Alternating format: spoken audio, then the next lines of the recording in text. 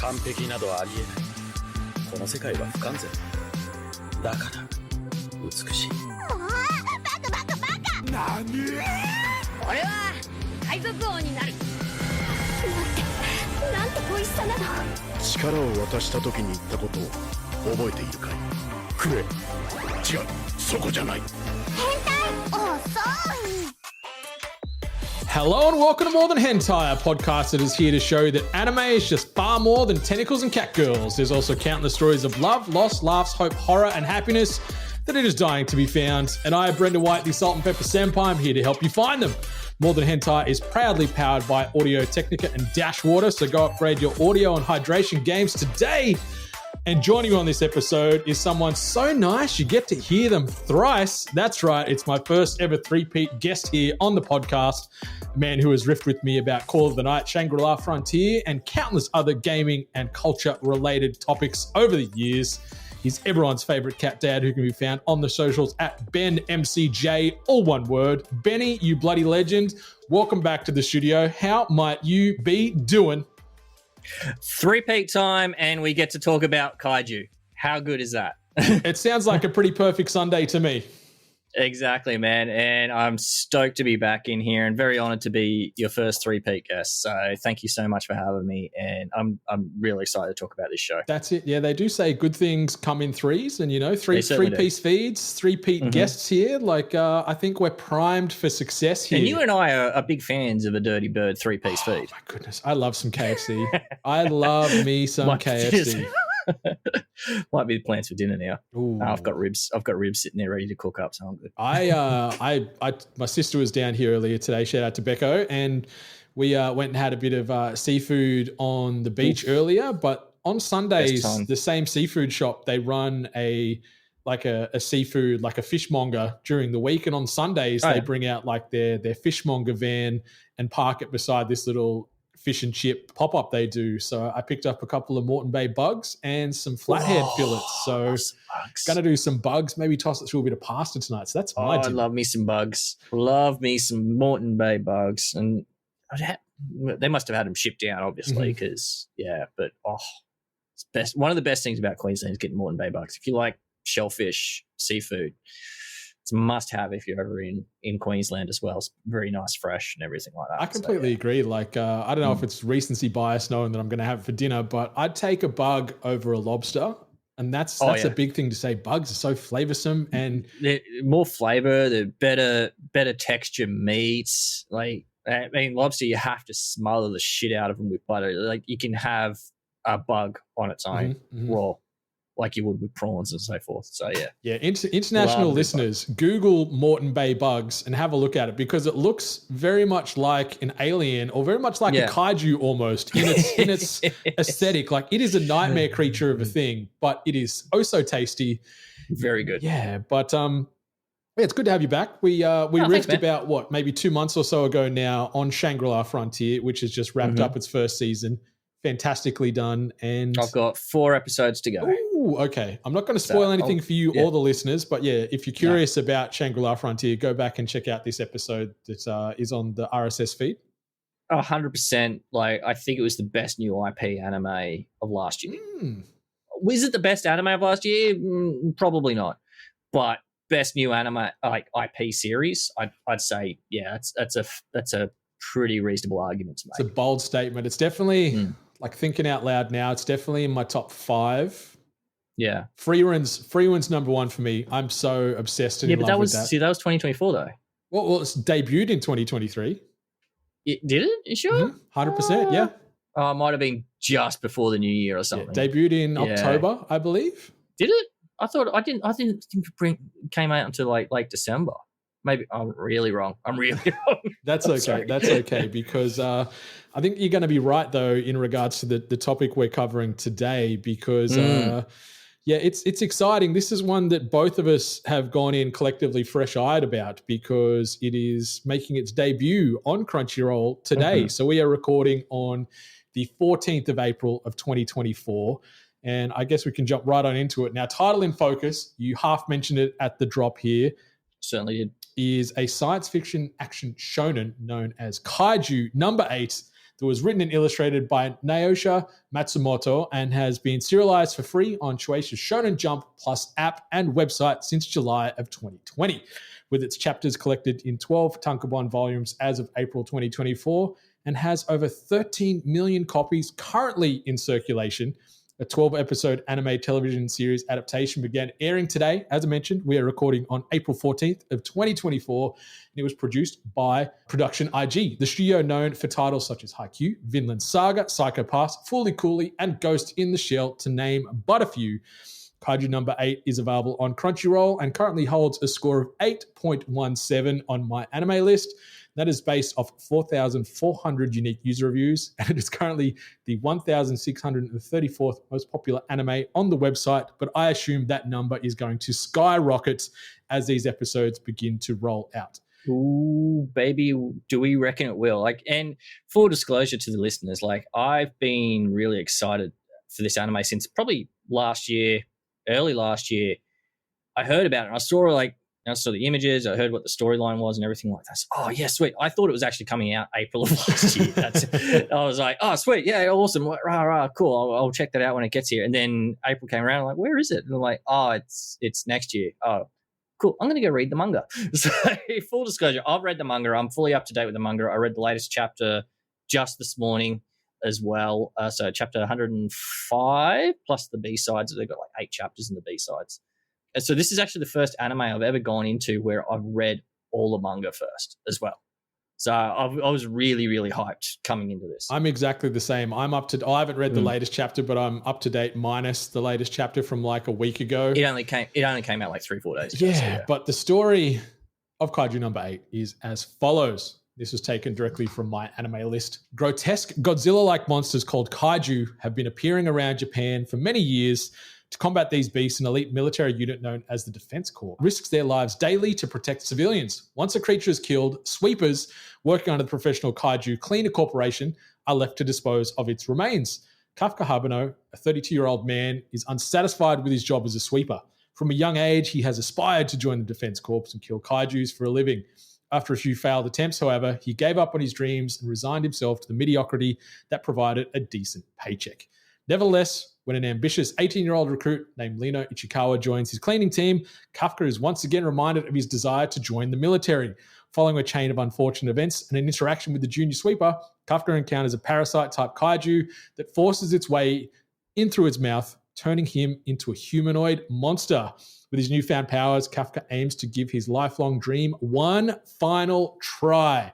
So Kaiju No. 8, the first episode debuted overnight on Crunchyroll. The episode title is The Man Who Became a Kaiju. But as you mentioned, this is the first time both you and or I have gone into an anime knowing where this story is allegedly going to go. Obviously, they could take some liberties here. Production IG could get a little funky here or there, but I reckon we're going to be on the same rails, on that same path that the manga has been doing now for the last 3.5 to 4 years. Yep. I'm hyped as hell because I'm up to date. I love this story. I love the characters. I love the tone. Yeah. And then watching the first episode, I've watched it twice just before we started recording here, just so it's nice and fresh. I've got Kaiju No. 8 running through my veins. But tell me, obviously the way this podcast goes, sorry, listeners, is we unpack a particular anime, first episode front to back only. We don't go beyond that. So we're not going to be spoiling plot points that we know from the manga. We don't know what's happening in the anime. Obviously, only one episode is available.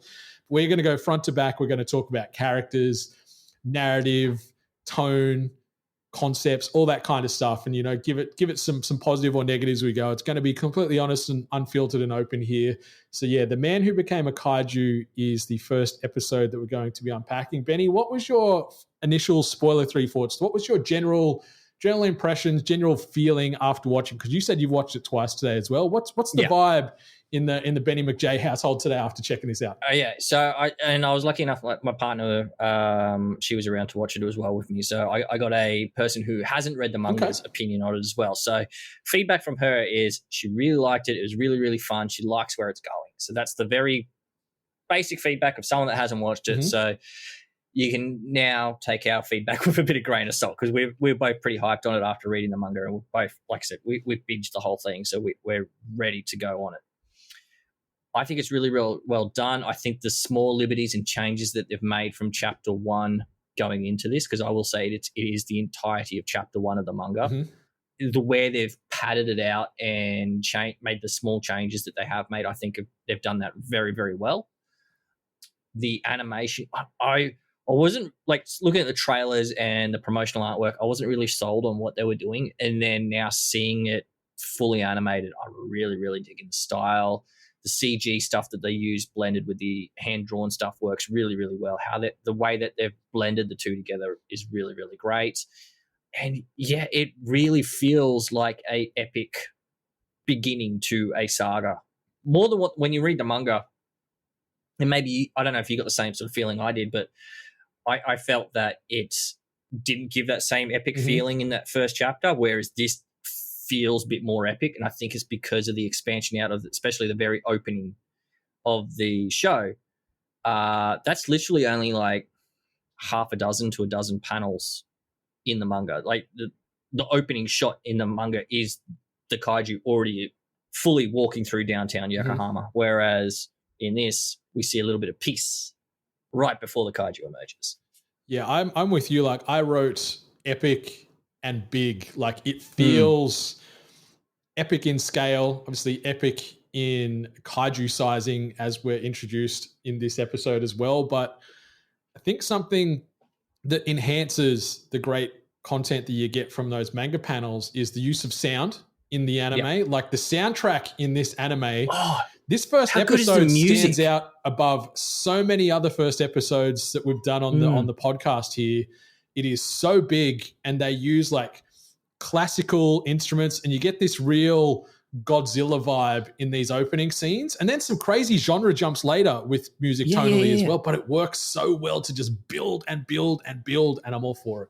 Especially like it sort of changes styles between each action set piece as well. So like you're starting off with this like big orchestral sound, like you said, and then there's these rock riffs going on as the machine guns are blaring and stuff like that, and then this great big boom of a sound when the climax of that battle happens is just, and we'll get into a little bit more of the nitty gritty in a minute, but it really, like, you watched it twice. I watched it twice. I watched it once subbed, once dubbed.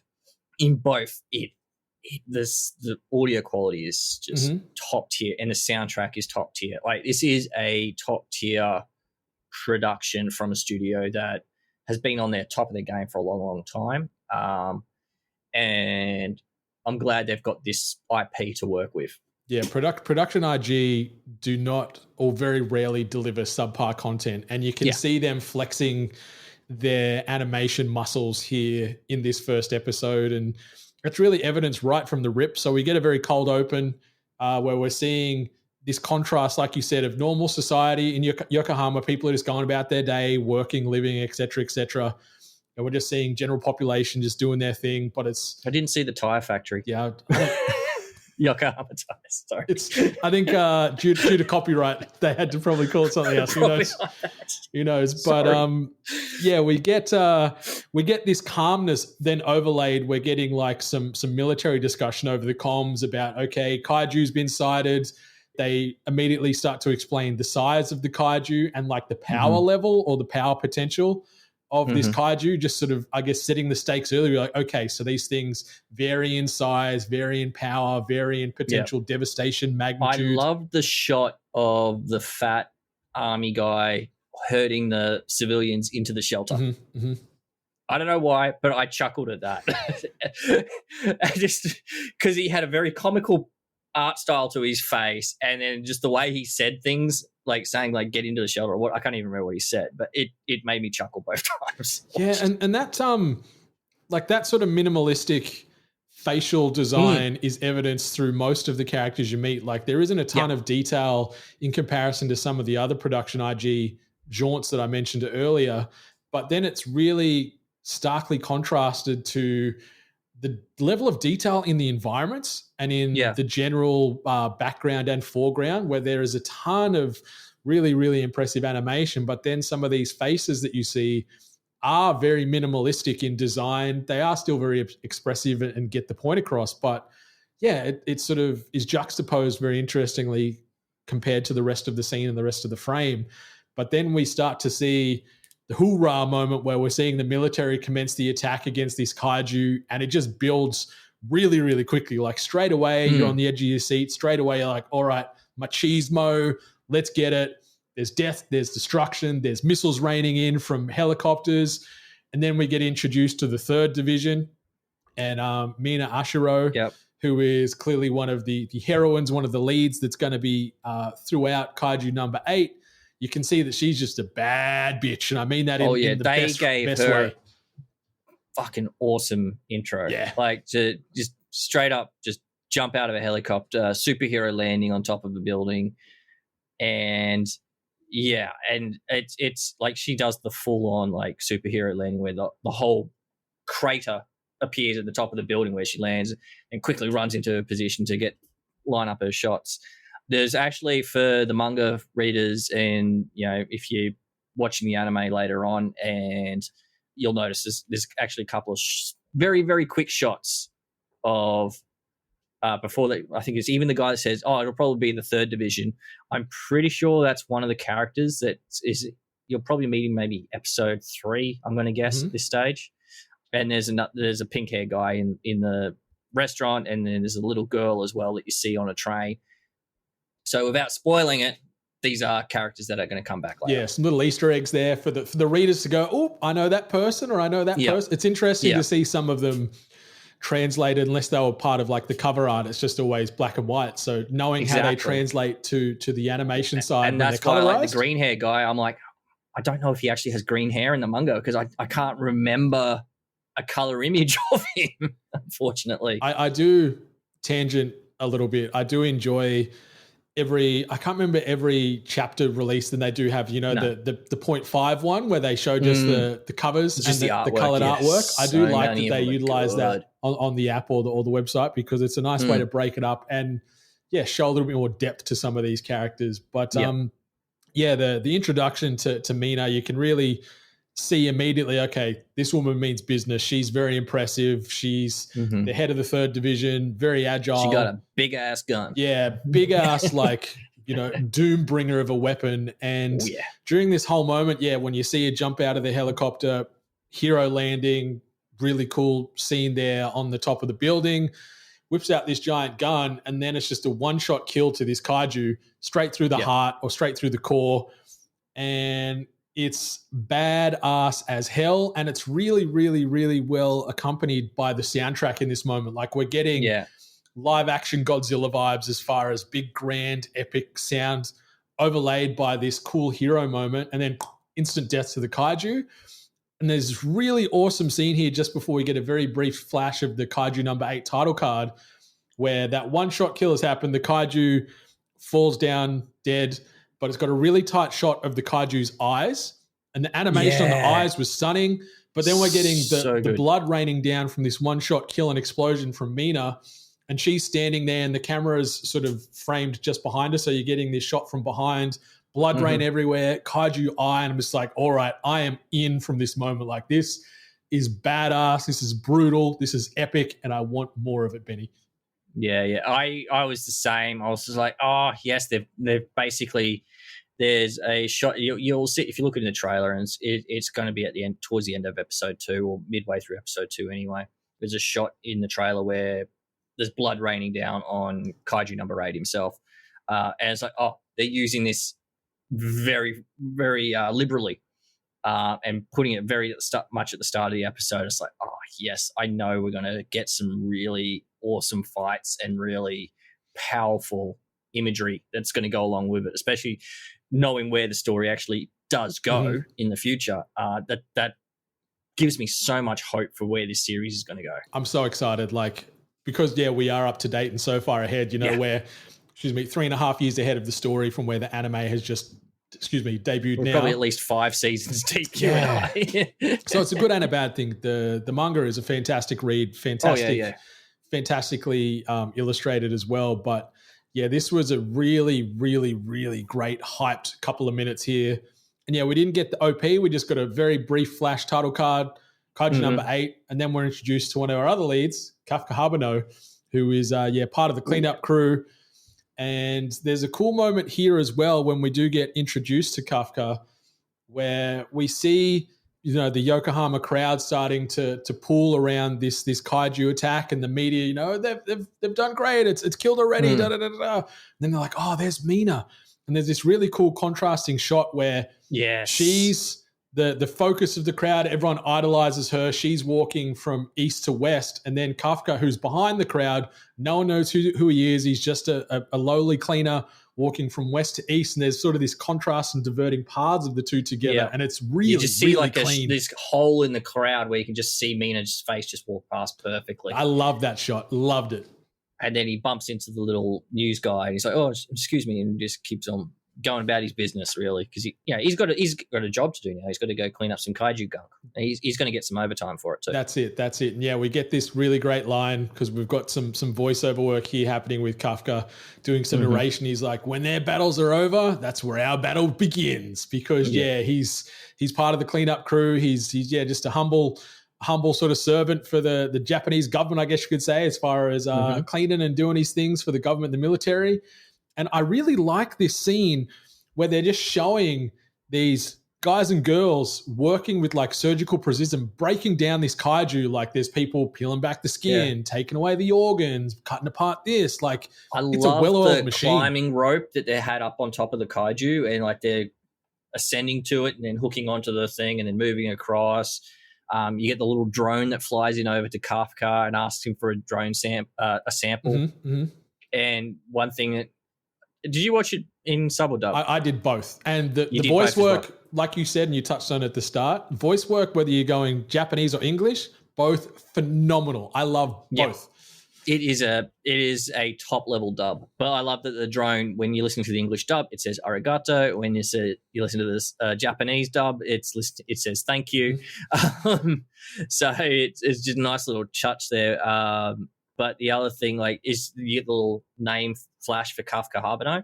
But because I went back and I read the first couple of chapters this morning as well before watching it, so I had them fresh in my mind so I could do little comparisons. In the anime, it actually says age 32, which we'll get into later. But it's something that they should have kept in the anime, is like how old he is, because it's a story beat. It doesn't get explained. Like they allude to the age thing later, which we'll talk about. But yeah, we don't get an understanding of how old Kafka is and what that actually means as far as his current sort of personal and professional situation.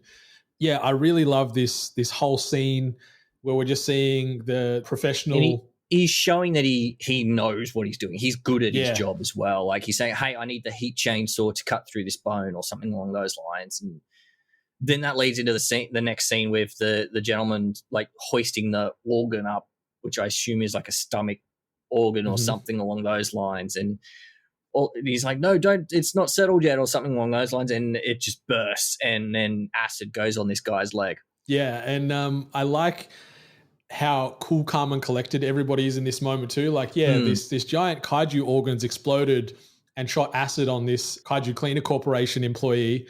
Kafka runs straight down, asks for a couple of medical supplies to clean him up and are working through the leg. But I like too in this moment where he's like, make sure you fill out your workers comp by the end of the week. You want to make sure you can get compensated accordingly and get paid for this. Like, and the other thing is like it happens to everyone at some stage as well. Like, a really, really like genuine worker moment. As if it was like a construction site or something like that. And he clearly, like you said, Benny, he knows his stuff. He's been doing this for a good long time. He's very good at his job and he's one of the most respected members of the Kaiju Cleaner Corporation. Well, actually, that's one of the things I noticed. So in the dub, he says something along the lines of, oh, it happens to everyone eventually. In the sub, the title was, oh, it's happened to me heaps of times.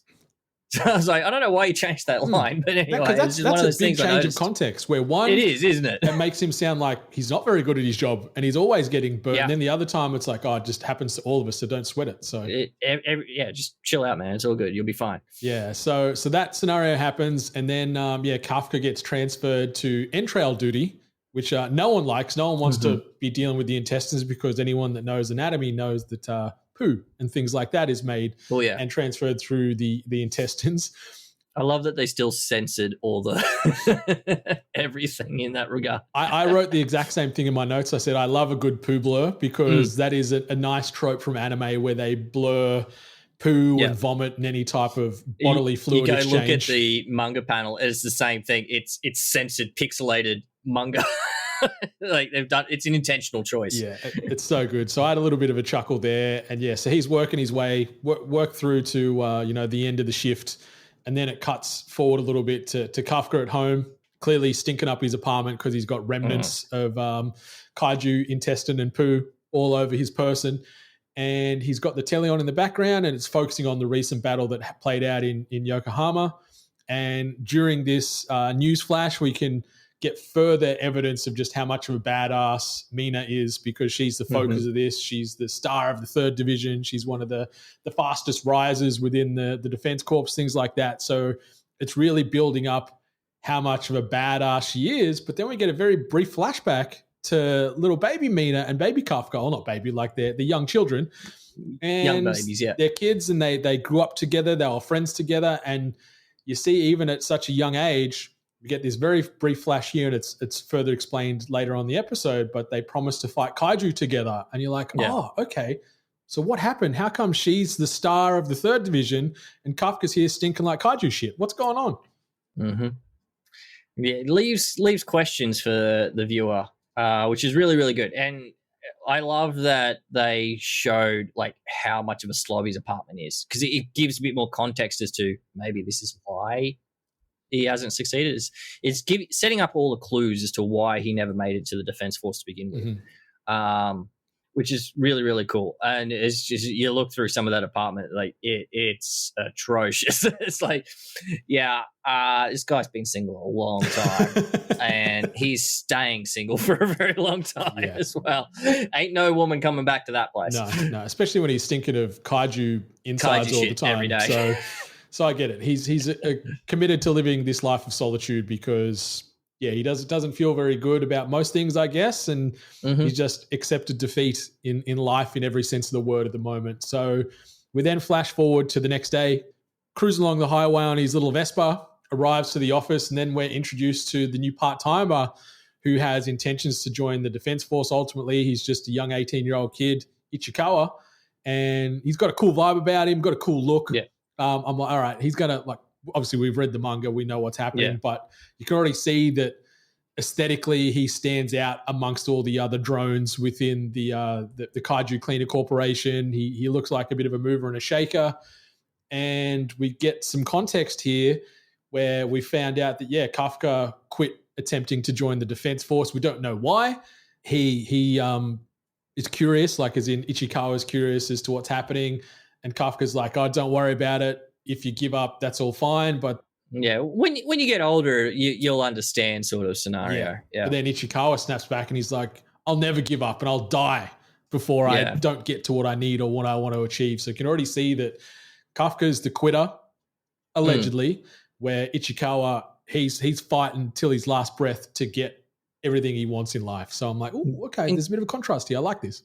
And Kafka's like pretty PO'd by the interaction and everything like that. And the supervisor's, oh man, I thought you guys were going to get along. So Kafka's really annoyed by it because he's like, if I say anything, I'm going to look like an idiot no matter what I do. Yeah. So he's really, really annoyed at the new guy. Essentially, that's it. Just this young, brash, confident 18-year-old kid that's just rolled in and thinking he's going to set the world on fire. And Kafka's like, "No, man, like life's not like that." We've all worked with one of them before. Yeah. So it's nice that interaction there. We jump forward back to the kaiju cleanup, and we find out that Kafka and Ichikawa are partnered in intestine duty, which is just a great I just scenario love the here. Yeah, suck it, you guy. Kafka, you're going to. God damn it. And so we see him doing their thing for a little bit. We get a quick line adding a little bit more context as to what happened with Kafka and not making it into the Defense Corps, where we find out that he failed the defense test. And you're like, oh, okay, what happened here? But that's all. It doesn't go into the specifics as to why. The supervisor, he would have made a great officer if he actually passed that test. So you're like, okay. So he didn't just quit because it got too hard. He tried and just didn't pass for whatever reason. Yeah. And so then we jump forward again and the guys are on lunch break. So I do like that it's just casual, real world applications here that's relatable, where it's like, yeah, they've been slicing up this giant hell beast, and now they're just sitting down eating some lunch. And it makes me crack up in this scene because they're both very close to vomiting due to the smell from working in intestine duty. And there's a really nice bonding moment here though too, where it's setting it up for the rest of the day's work essentially. Yeah, I'm starting like, and in this scene I was starting to see like big brother, little brother vibes here, where Ichikawa is struggling to vomit. Kafka can see that, but he's also struggling to hold back vomit as well. Yeah. But yeah, Kafka slings him this liquid vitamin juice and some nose plugs and sort of said, no, drink this. You need to consume something. You need your energy. Otherwise you're not going to last the day. Yeah. And then they have a bit of a tussle, like he's trying to shove the nose plugs down up his nose. No, I don't need them. Very, very big brother, little brother vibe. Then it jumps forward again to some more cleanup scenes. And I love in these sort of scenes here showing... You could see the two of them working together, and he's actually teaching him. He's genuinely teaching him how to do his job. Yeah, that big brother, little brother vibe is very apparent here in this scene. And I like... the sound, they overlay like this saxophone-y funky bop over this scene, and it's just really eclectic. It's a sweet montage ditty. Yeah, that's the perfect way to describe it. It is the sweetest of montage ditties, that's for sure. And we end up finishing this day. Ichikawa personally seeks out Kafka, who's sort of one of the last men still on scene. Everyone else has bailed. Kafka's doing some paperwork and whatever else. But he hunts him down because he wanted to thank him for helping him survive the first day. But also, he wanted to let him know that the age limit for the Defense Force has been bumped up to 33, sorry. 3. So I just, before we get into the age thing, but there's a shot when he's saying thank you for the day and I would never have made it through the afternoon. There's a very, very brief shot where it zooms in on his hand, and he's got the plugs in his hand. So he's got the nose plugs in his hand. So he's taken his advice and he's like, okay, yeah, it was a smart play to put the nose plugs in. Yeah. So it's nice that there is this respect building between these two already. There's this mutual appreciation between I won't say the young and the old, because 32 is not ancient, but like, you know, the young, brash 18-year-old confident boy and the 32-year-old that's lived a bit more of a life here.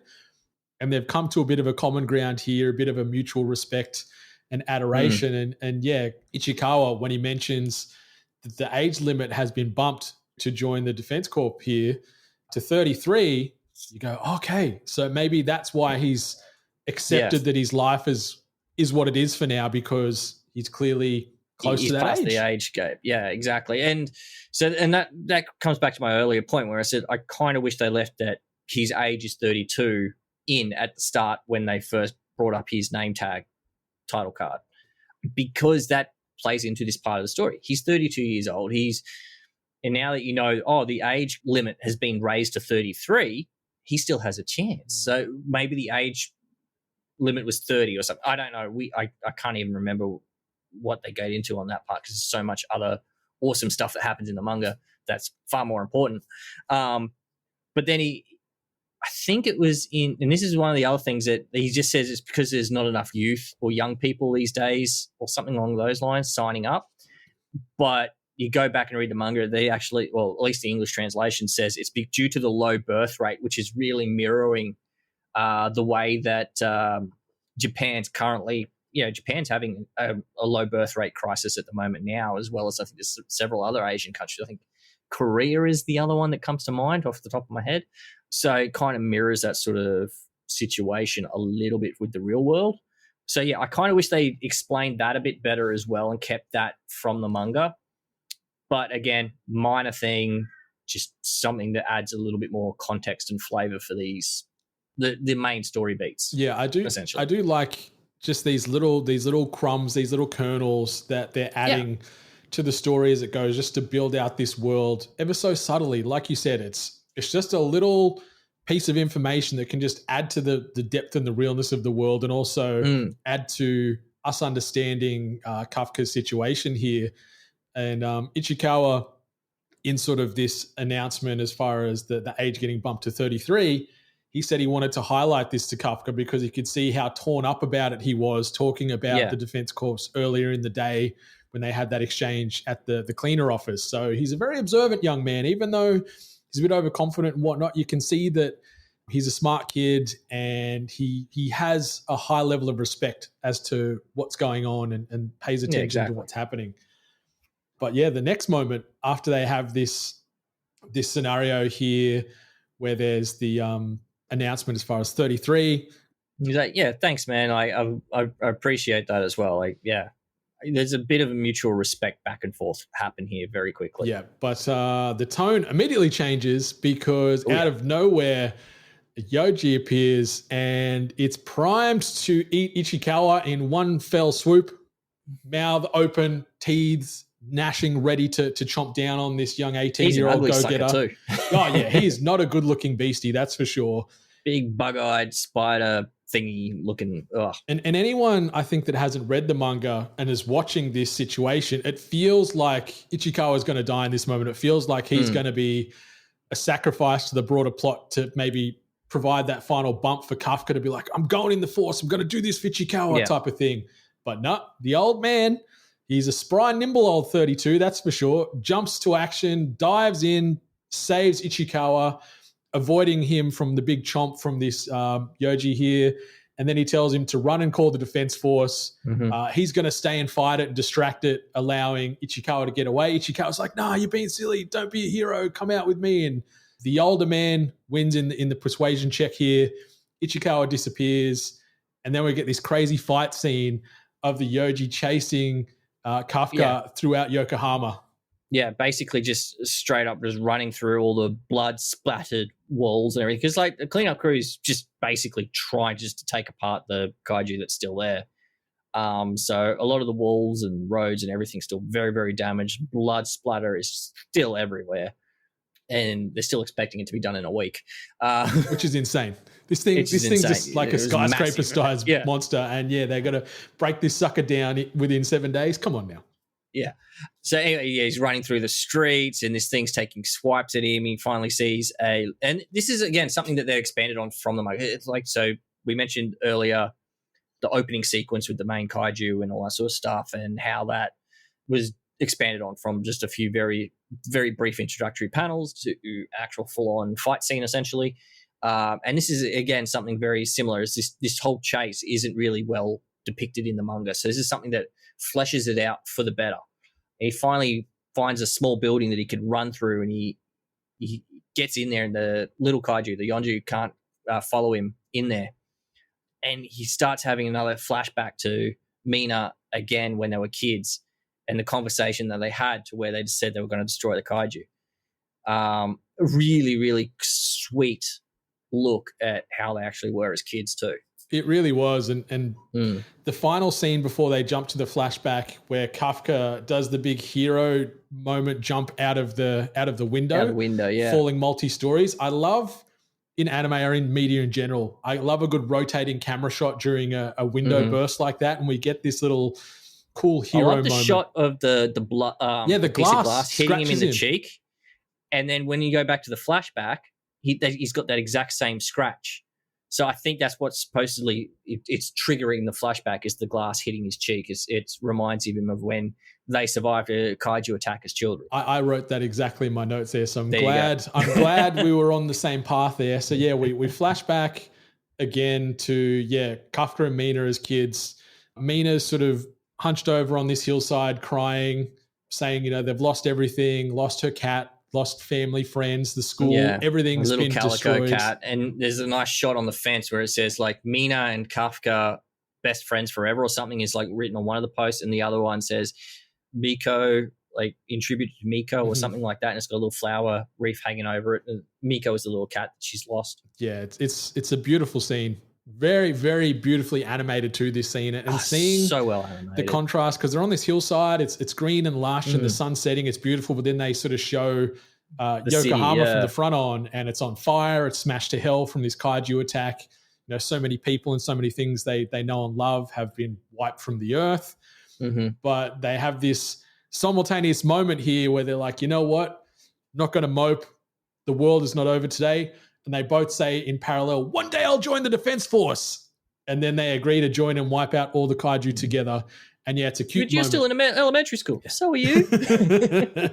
It's great. I love their dynamic, not only in the manga, but Sweet also banter. in the anime that's sort of alluded to in these scenes. And then it flashes forward again to the chase. Kafka ends up getting smashed and clawed across the chest by the Yoji here. And he starts sort of questioning his life. Like, how did I end up here? What went wrong? Why aren't I in the Defense Corps with Mina? What's going on? You know, I'm a cleaner. My life sucks. Having a bit of an existential crisis in this situation. He's laying there helpless because you can see his leg got like busted and smashed up by the Yoji here. And he's sort of accepting that, like, I'm dying right now. This is the end. This is the end. But lo and behold, how did I get here? Ichikawa comes in to save the day, hits the Yoji with a street pole that he I think it was like a stop sign or something. And it just gets bent over the top of this thing's head. It's just like, oh, shit. Yeah, and then he's panicking because he's realizing, holy shit, not only am I going to die now, but Ichikawa's going to die. And you can hear some internal monologuing going on with Kafka here. And he's like, I can't save anything or anyone. And you think, man, are they both going to be killed off here? What's happening? But no, they are not, Benny, because something happens here and it's metal as fuck. It's so, so good. And again, this is something that they've expanded on from the manga, which as someone that's read it, it makes it even more exciting. It's like, yes, they've added stuff to this that fits right. And you get a nice big white tiger just coming in and just taking the face out of this bloody thing really, really quickly. It's so fast too how this goes down. It's such a quick shot. Basically, the tiger comes in, whose name is Bucko. Comes in, saves him essentially just to get him out of the firing line, and then this thing just gets lit the fuck up by Mina, who's standing in the background with the rest of her crew. Yeah, it's such a baller moment, and then Bucko just comes up and hides behind Mina essentially, and she gives orders to her teams to say, rescue the survivors and let's do it. The rest of us, let's go do a sweep essentially. It's so quick and precise, but like you said, it's metal as fuck. It's really, really cool. It further shows, like I use the term surgical with the cleanup crew, but it shows how surgical the 3rd Division are.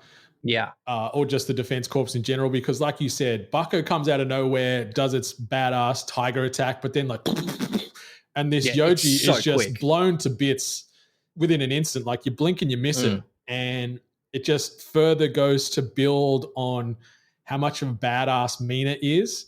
And it shows that, you know, she's up on this mountaintop as far as status and coolness and badassness.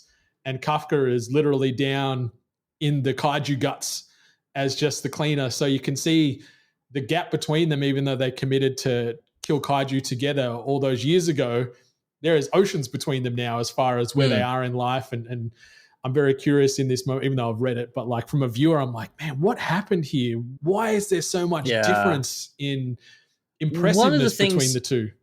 And it's never been really resolved in the manga. At least if it has, I missed it. But like, she doesn't pay attention that it's Kafka. She doesn't realize it's him. Doesn't realize it's her childhood friend.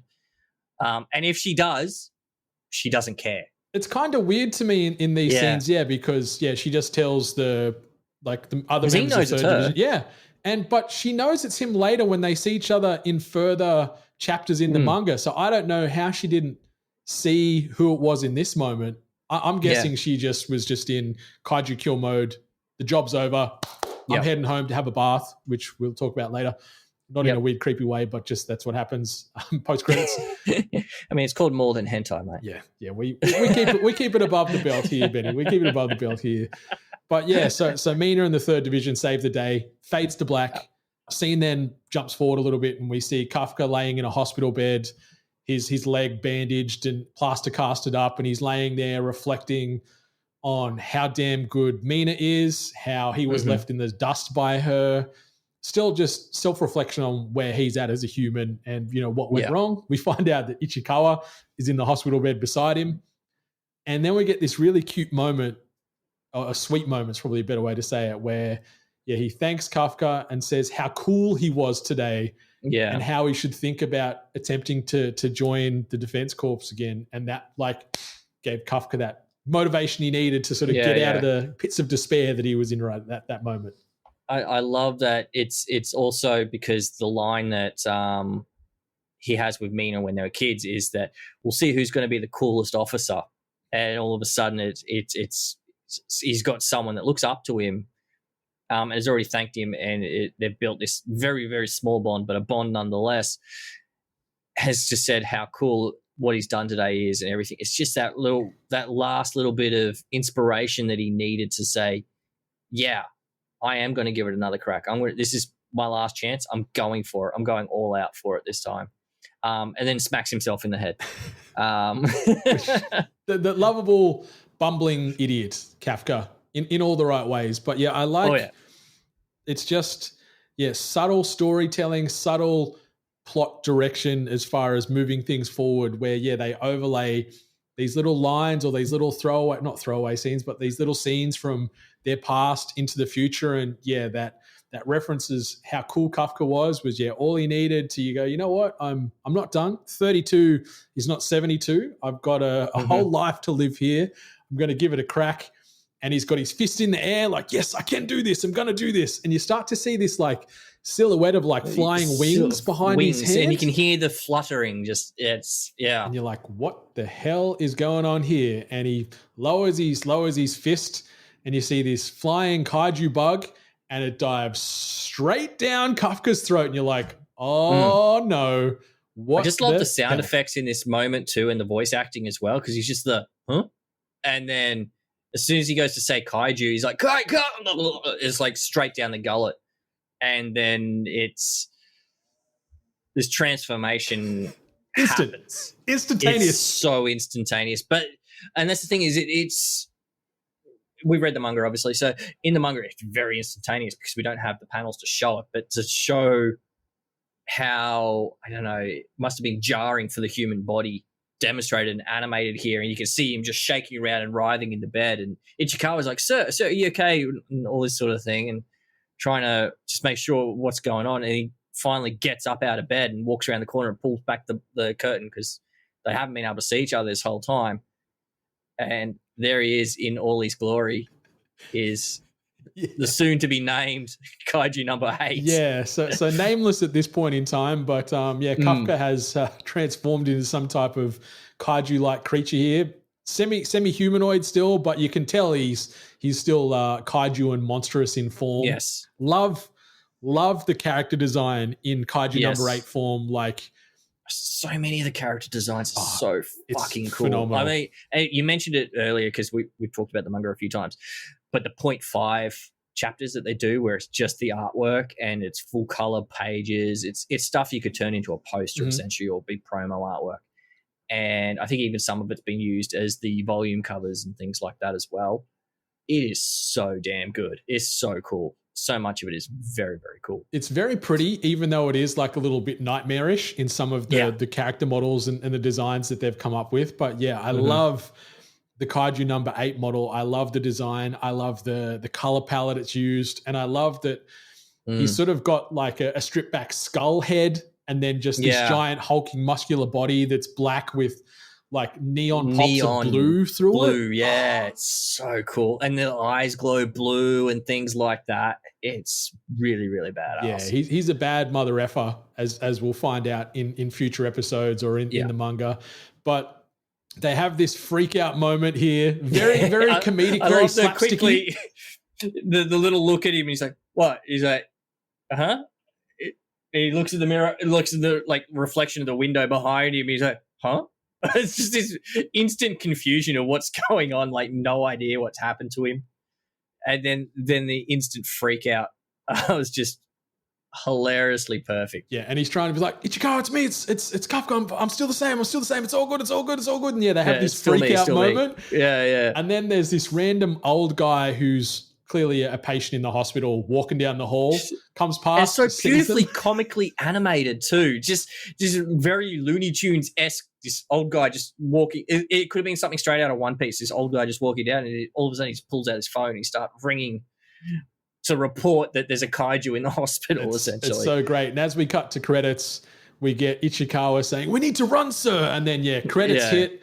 I've got to say we didn't mention it because we don't see the OP No. in episode 1, but the song Abyss by Youngblood, one of Yep. the most banging OPs that I can remember of the last several years. But the ED, Okay, so I'm just going to say with the Youngblood sound, I'm not sold on it yet. oh, I need to see the animation that goes with it because I'm like, okay, it's kind of all right, but I was hoping for something a little bit more, maybe upbeat or something. Like I'm picturing maybe one of the Fire Force themes or something from even My Hero. I was really hoping for something with a bit more energy. it is a very chilled song, but some of the lines, like the lines are "Can someone please awesome. save my life?" like repeated throughout it. I'm like, I reckon there's going to be He's some saying that gorgeous he's like scenes. worried he's becoming a monster and falling into the abyss and things like that. It's really, really cool song. But like I said, I'm not sold on it. You want a bit more I need energy. to see I need to see the animation that goes with it to see if it gels for me. Yeah, but with the ED though, it's just credits. It's just there's no imagery. It's just the names of all the people involved. It's a banger of a song, and I'm surprised Nice little that bop. like One Republic is a very big, globally famous band, and they've lent their song "Nobody" to this. So I'm like, damn, that's a big get. Yeah, well, I think like both of these songs, both artists, the writer is a fan of. So I think there was a request that he put out to them or something along those lines to get their music. Okay.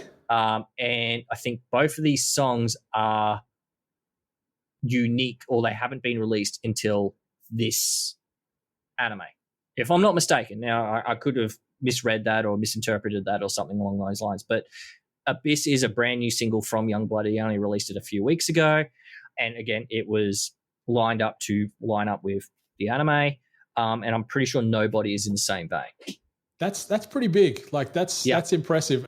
And to get big English artists, like English, but like Western artists, I should say. Yeah, well, Youngblood is an Englishman and One Republic are American, so yeah, they both natively speak English as the usual dialect. Yeah, that was more my point. Yeah, the Western artists instead of the traditional Japanese artists. Like we've had Japanese artists singing in English with other anime and everything in the past before, but not so much as having two very prominent Western artists performing an opening and ending track. Yeah, so the OP, we haven't seen the visuals that's going to accompany. No. I hope they're cool. Abyss, I really do. But yeah, the song's a banger. I like that it's broody and a little bit more slower paced. But the ED, I enjoyed the track like Nobody. It's a good tune. It seems to tie in nicely with the vibe that we're getting off this first episode. And yeah, as the credits are running through, we're just getting the song, but we do get a nice post-credits stinger. Oh yeah. Where they're talking about... I said it last time, man. I love a good post-credit scene. And so we've got Mina in the bath here, randomly reflecting on childhood with Kafka, talking about, what we've got to do when we're targeting a kaiju. We've got to focus on the legs. We've got to slow them down. Take the legs out first, yeah. And there's this really great line here thinking about when they're kids. And Kafka says, even when you're feeling scared, I'll be right there beside you. And she's like, you lied to me, dummy. Like that's not the case. So I wonder, it still doesn't in this scene though, like she's randomly thinking about him after all this time. So did she know that was him exactly at the scene of the incident? Or is this just purely coincidental? It's not explained in this moment.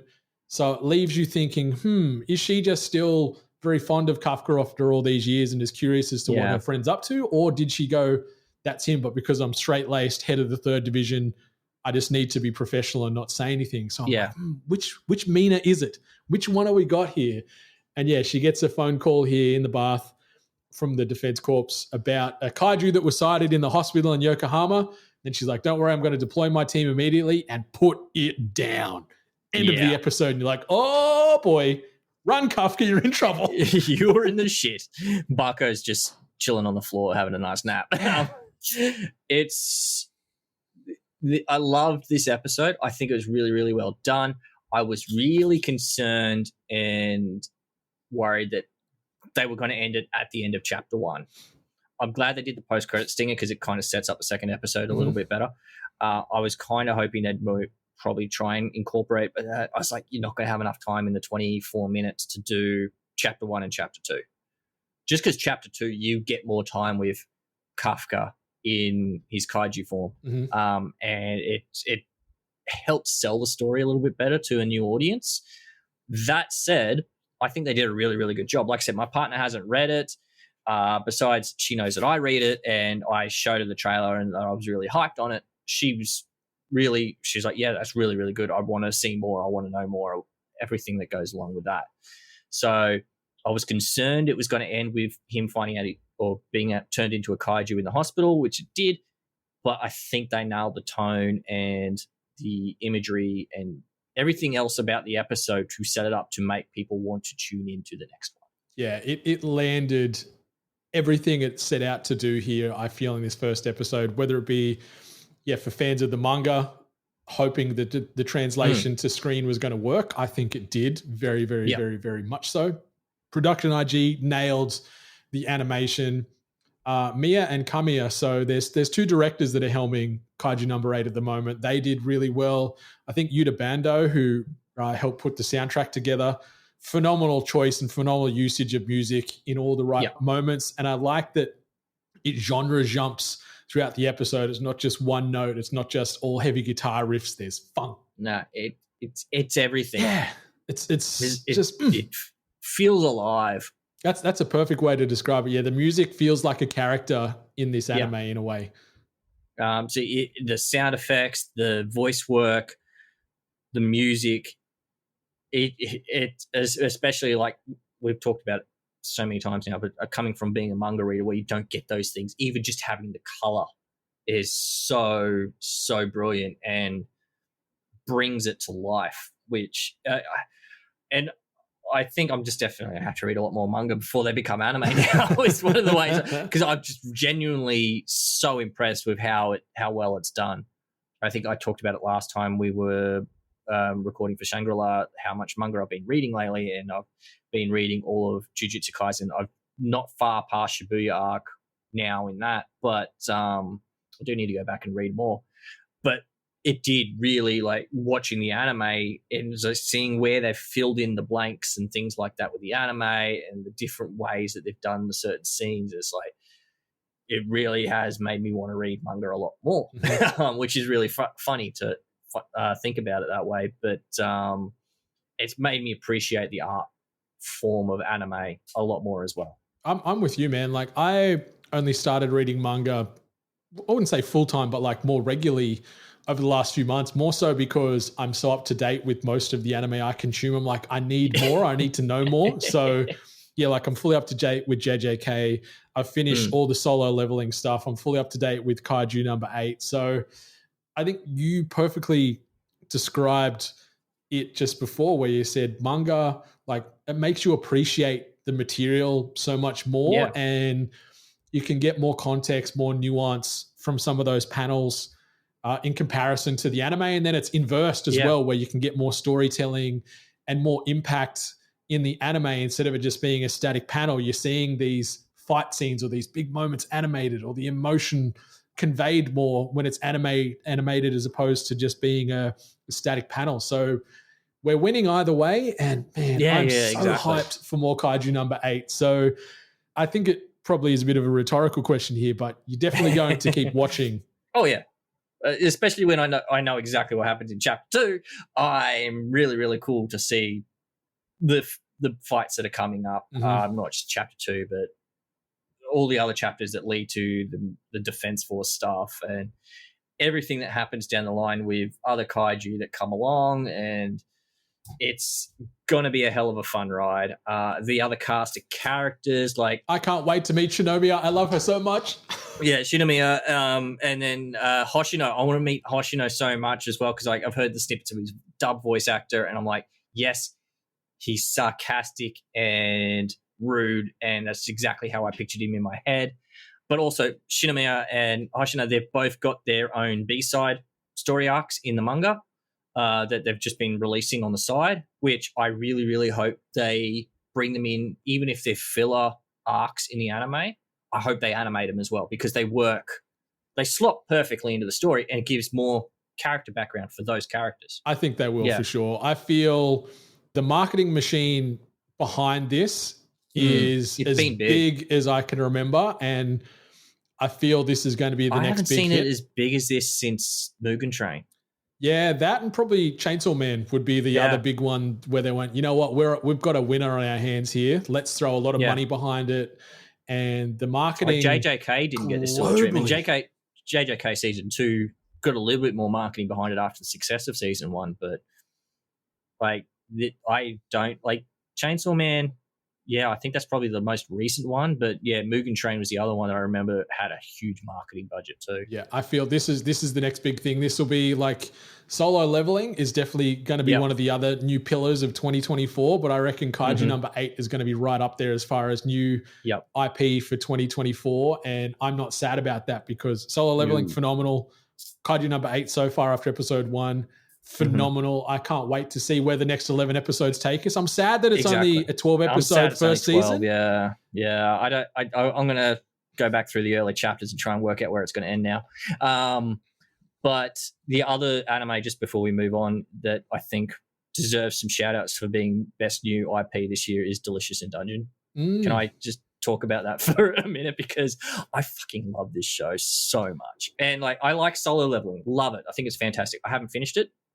I am watching Delicious in Dungeon religiously every week, and I am so damn excited to watch it every week.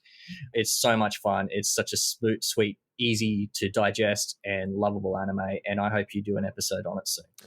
It is on the list for sure. I just need to try and find someone that hasn't watched any of it. That's the tough part because it is on Netflix. It's a little bit more accessible. Netflix, it's easy, yeah. So yeah, I need to hunt somebody down because it is great. It's cozy. It's emotional. There is some really cool combat scenes in there too and some big moments. And yeah, I'm fully up to date and I can't wait to see what happens on next week's episode.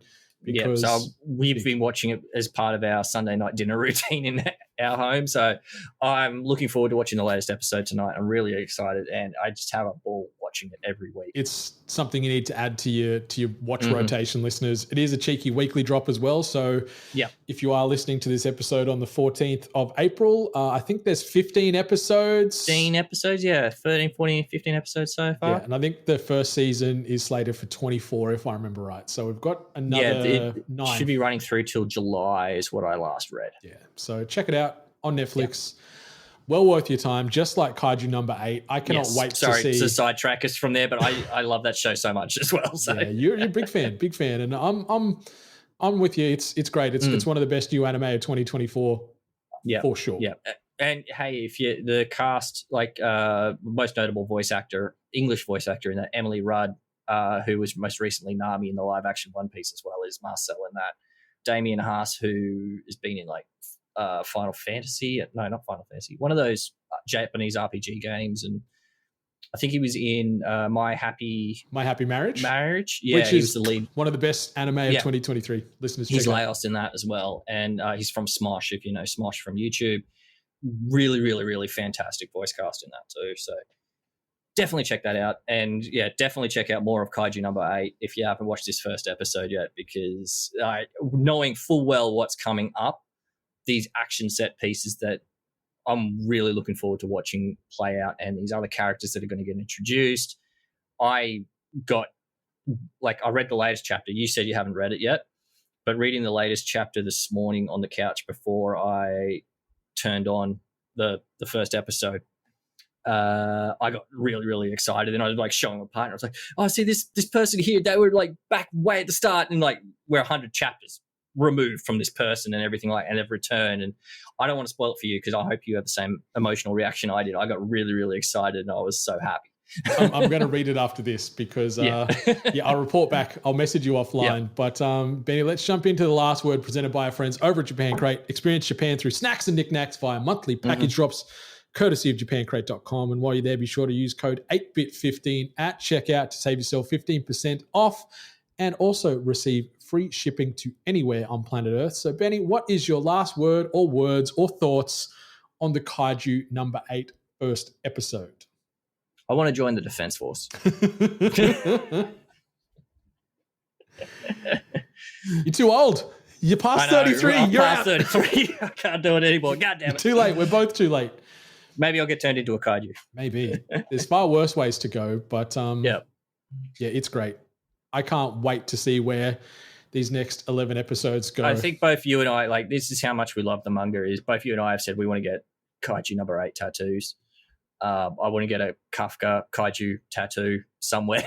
I think you said you wanted to get a Shinomiya art piece. I'm really, really excited to see where this goes. Yeah, I'm actually booked in to get inked on the 2nd of May. So don't have to wait too long to have a bit of kaiju immortalized on my person until I am old and withered. But yeah, check out Kaiju No. 8. Episode 1 is available on Crunchyroll right on now. But Benny, I wanted to ask you one last question before we close this down. Recommend something for me and the listeners to check out. Doesn't need to be like thematically tied to Kaiju No. 8. Just sling us an anime recommendation and a very quick elevator pitch as to why. I've got 2 at the moment that come to mind immediately because they're currently part of the April spring release calendar window. We are getting obviously new seasons of My Hero and Demon Slayer coming up in May, so be excited for those. But Windbreaker, yes, high school episode. Boys. The fighting in the first episode is fantastic. I hope you do an episode on it soon with someone. Actually, I know who you should do it with. Andrew A. Clayton. Get his ass on here. Or Blue Shift. Oh, Blue Shift would be perfect. Alex. Anyway, sorry. I'm getting too excited. The other one, which relates more back to your and my love of food and my love of cocktails, Bartender Glass of God. Quick rundown. It's basically a guy runs a bar and he mixes drinks, and he's really a unique character, but the drinks that he makes are just perfect for tailor-made for every customer. He works out who they are and makes them a drink that they absolutely love and just brightens their day and makes them so much better. And with how much I love cocktails, I love how this is all presented. I tweeted on yesterday saying I would love to make a thread where I make every single cocktail that's highlighted in this series because they're so well presented. I just don't have all the ingredients to do so, especially with the ones from the second episode, which dropped just a day or 2 ago. I watched it yesterday. It's really, really, really just very good, easy, casual watching, but really, really well done. And if you can watch it of an evening with a nice cocktail in hand, it'll probably be even better. I agree. Like for Windbreaker, if you enjoyed like God of High School or Tokyo Revengers, you're going to love Windbreaker. Animation is stunning. The fights are so good. Yeah, and so good. I can't wait to see where it goes with this first season. And yeah, Bartender, really great. I like there's a little bit more grounded, a little bit more subdued, and the science and the craftsmanship that goes into making these cocktails, like you learn things as you watch it, and it makes you respect. You watched and the second admire. episode? Not yet. No, not yet. Okay. He makes references to Yokohama as well, but he makes a drink called an Old Pal, which I really love the description of why he chose that drink and the science behind it. It's fantastic. Yeah. Definitely worth a watch. Yeah, it's so great. So yeah, add those to your rotation as well, because they're both ongoing. They've both had 1/2 episodes available depending on when you're consuming this podcast. Yeah, Benny, thank you so much for stopping on by again and riffing Kaiju No. 8 with me. You can find Ben at BenMCJ on the social. You can find me at More Than Senpai, and you can find all the content we're doing here on More Than Hentai at morethanhentai.life. You can subscribe and join the Sugoi Squad should you choose there. You can also get yourself some fantastic merchandise, all there at More Than Hentai. And check out those TikToks and all that YouTube content you've been putting out, man. Hey, the missus stumbled across the TikTok with me, and she goes, "Oh my god, I just saw you on a TikTok," and I'm like, "Oh shit, I'll have to talk to Brendan about that." I couldn't tag you. You weren't on TikTok because I don't have a TikTok. But yeah, on the socials at More Than Senpai. I am finally converting all this great podcast stuff into video form, both long form and short form for the socials. So yeah, check it out on TikTok, Instagram, YouTube, Twitter. You just search at More Than Senpai. You can find what we're up to there. But listeners, it's time to get on out of here. So on behalf of Benny and myself, we'll say goodbye. But whether your anime be subbed, dubbed, or still yet to come, enjoy yourself, stay hungry, and much love to all the gorgeous waifus out there. Goodbye. Stay dashing.